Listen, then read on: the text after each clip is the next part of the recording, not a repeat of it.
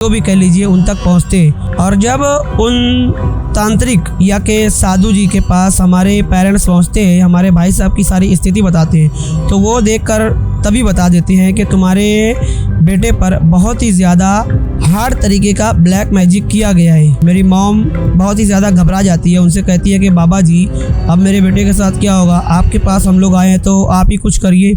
वो तांत्रिक जी गंगा जल देते हैं और कुछ राख वगैरह मेरी मॉम को देते हैं कि ये अपने बेटे के कमरे में सब तरफ बिखेर देना, और जब भी वो पानी वगैरह पीना चाहे तो किसी भी तरीके से उसे ये पानी ज़रूर पिलाना। और आपको एक बात बताऊं कि जब आप उसे ये पानी पिलाओगे तो वो पिएगा नहीं, लेकिन आपको किसी भी तरीके से उसे ये पानी ज़रूर पिलाना है। होता कुछ इसी तरीके से है। मेरी मॉम वो राख ला पूरे रूम में बिखेर देती है, और जब भी भाई साहब को पानी पीना होता था मेरी मॉम किसी न किसी तरीके से वो पानी भाई साहब को ज़रूर देती थी। लेकिन भाई साहब जब उसे पीते थे तो कभी उन्हें वॉमिटिंग हो जाती थी, कभी वो बहुत गुस्सा करते थे कि ये कैसा पानी है, ये तुम लोग क्या कर रहे हो। लेकिन जब भाई साहब सोते थे तो उस वक्त किसी भी तरीके से मेरी मॉम उनका मुंह थोड़ा सा खोलकर ऊपर से चम्मच वगैरह से पानी पिलाया करती थी। इन सब करते हुए बहुत वक्त निकल गया, लेकिन भाई साहब की बिल्कुल भी सेहत में फ़र्क नहीं आता था। तो पिताजी को किसी ने बताया कि कोई सिद्ध तांत्रिक है किसी जगह पर, वहाँ पर हम लोग बात इसकी करते हैं कि कुछ भी तो हो सकता है वहाँ पर चलकर।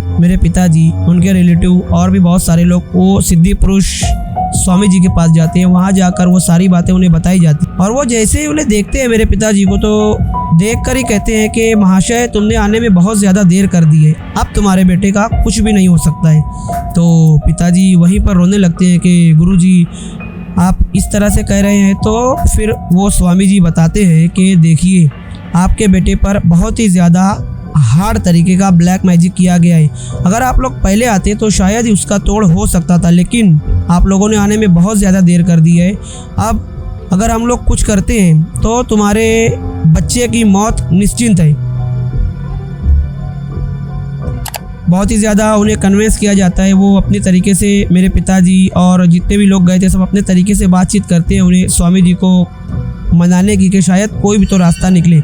लेकिन स्वामी जी कहते हैं कि ये जो ब्लैक मैजिक किया गया है ये बहुत ही गंदे तरीके से किया गया है, तो इसका तोड़ करना अब इम्पॉसिबल है। हाँ, अगर आप लोग जल्दी आते शायद से कुछ हो भी सकता था, लेकिन अब वक्त बिल्कुल जा चुका है।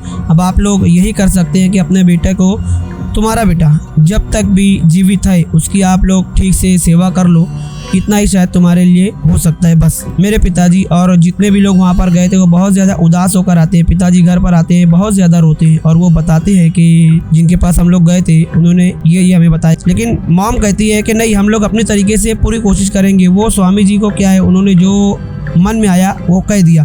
हम लोग और किसी के पास जाएंगे और अपने तरीके से पूरी कोशिश करेंगे अपने बेटे को बचाने के लिए। और भी ज़्यादा किसी मौलवी मौलाना या कि किसी और भी तांत्रिक वगैरह के पास मेरे पिताजी, मेरी मॉम जाती है, लेकिन वक्त गुजरता जाता है और हमारे भाई साहब की सेहत में कुछ भी फ़र्क नहीं पड़ता है।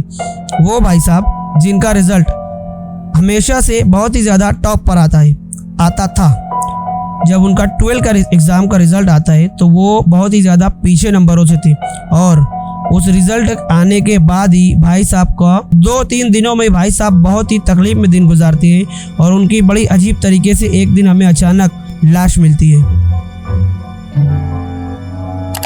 हमारी फैमिली के लिए ये सदमा बहुत ही ज़्यादा बड़ा था। फिर भी हम लोगों ने जैसे भी करके वक्त निकाला, लेकिन हमें बाद में किसी न किसी तरीके से पता चला कि भाई साहब के ऊपर जो ब्लैक मैजिक किया गया था वो हमारी सगी चाची ने किया था।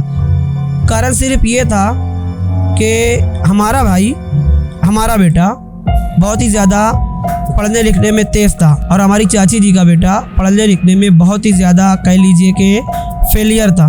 तो ये कहीं ना कहीं चाची जी की जलन थी, या आप उसको जो कुछ भी कह लीजिए, वो था जिन्होंने हमारे भाई के साथ निकाला हो।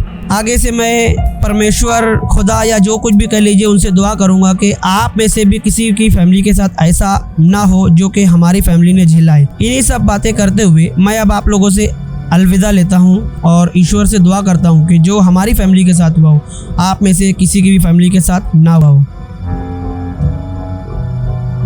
गाइस, ये थी वो स्टोरी जो नरुण जी ने हमें सबमिट की थी।